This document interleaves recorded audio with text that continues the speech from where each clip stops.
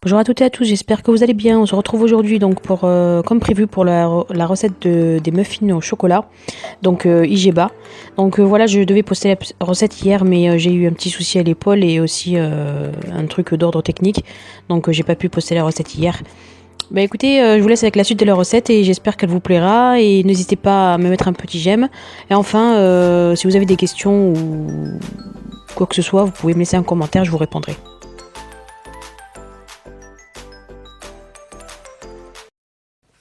Alors il vous faudra donc premièrement de la farine d'orge, 150 g de farine d'orge. Vous pouvez mettre de la famille. C'est la douleur de mon épaule parce que j'ai encore mal à l'épaule, excusez-moi. Donc à mon avis c'est ça qui me fait dire n'importe quoi. Donc de la farine d'orge, je répète. Vous pouvez mettre de la farine de blé complet, de camus, de lupin, d'épeautre, enfin ce que vous voulez. Une farine de préférence IGBA, hein, parce que c'est le but en fait de ces muffins là. Voilà.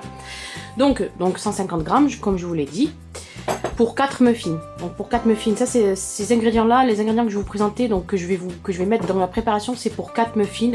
Muffins que je vais mettre donc dans des ramequins, dans des moules comme cela. Voilà.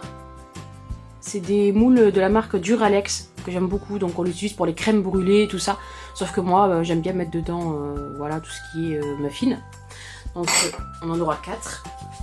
Voilà. Donc il vous faudra donc de l'arôme vanille. Voilà, pas beaucoup. Du sucre stevia, donc moi la dernière fois que je les ai fait, je les avais fait avec du sucre de coco que vous pouvez distinguer ici, je sais pas si vous le voyez, il est là, voilà, bref. Du sucre de coco, sauf que voilà, j'avais envie de baisser un peu l'indice, glycémique pour mettre des pépites de chocolat que vous voyez ici. Voilà, c'est vraiment par pure gourmandise, donc je me suis dit, je vais restreindre le sucre de coco, même si en lui-même il est très sain et très IGBA, parce que c'est IG de 25, voilà, pour 100 g de sucre de coco. Donc 25, IG 25, voilà. Mais voilà, j'avais envie de l'enlever et de mettre du stevia à la place, pour mettre donc, pour m'octroyer un petit plaisir, donc pépites de chocolat, voilà. Donc il vous faudra ensuite un sachet de levure, donc je prends de la levure bio de chez Aldi, donc bon et bio, voilà. Donc ils ont aussi du sucre vanillé bio aussi.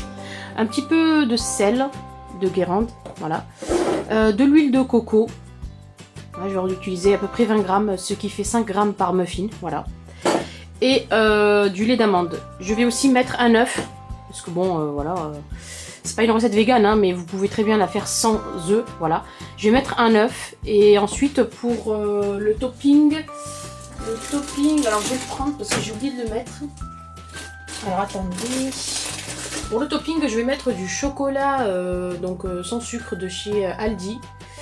Voilà, c'est un chocolat à base de maltilol, donc je vais mettre un carré par muffin. Voilà. Donc on se retrouve tout de suite pour la suite de la vidéo. Alors je vais commencer par faire fondre donc l'huile de coco, donc je vais commencer par ça.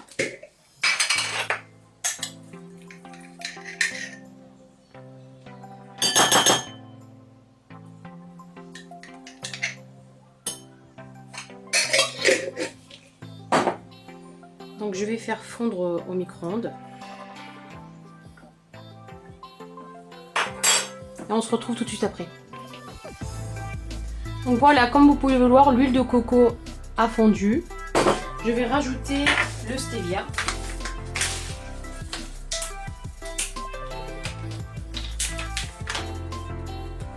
Donc le stevia, j'en mets à peu près 3 cuillères à soupe. À peu près, voilà.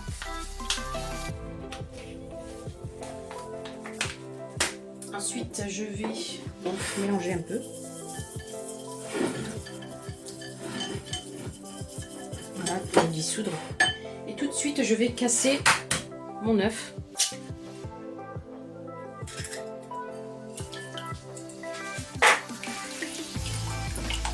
Voilà.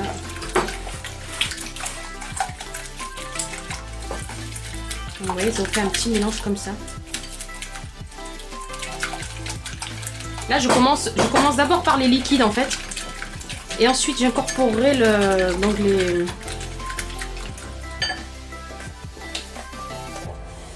Alors ensuite, on va mettre un petit peu de vanille. Voilà.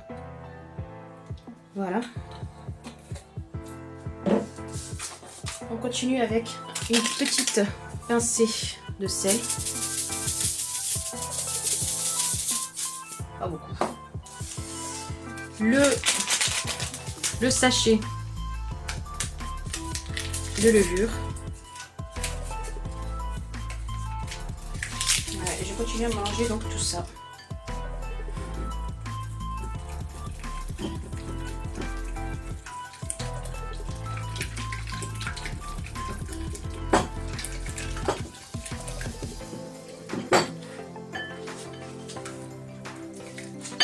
Voilà, voilà. On continue avec le lait d'amande. On le voit mieux ici. Voilà, du lait d'amande. Voilà, j'en rajouterai au fur et à mesure. Hein. Donc voilà, je vais continuer à mélanger. Voilà.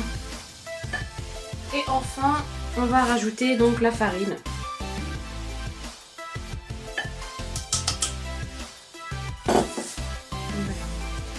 Encore, on va continuer à battre.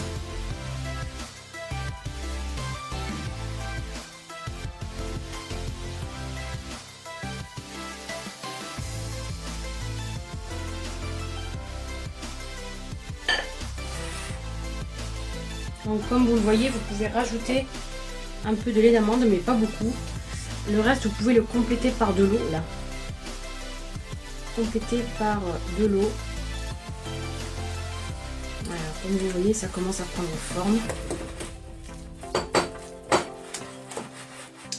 Et enfin, on va venir rajouter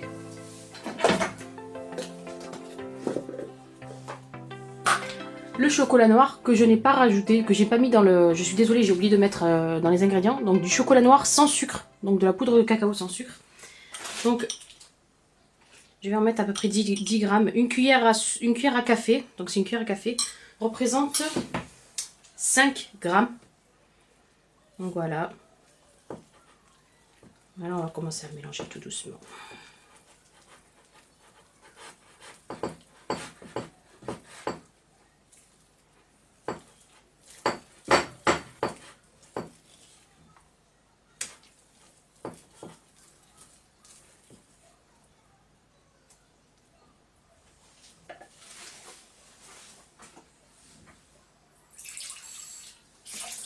On va rajouter donc un petit peu d'eau, pas beaucoup.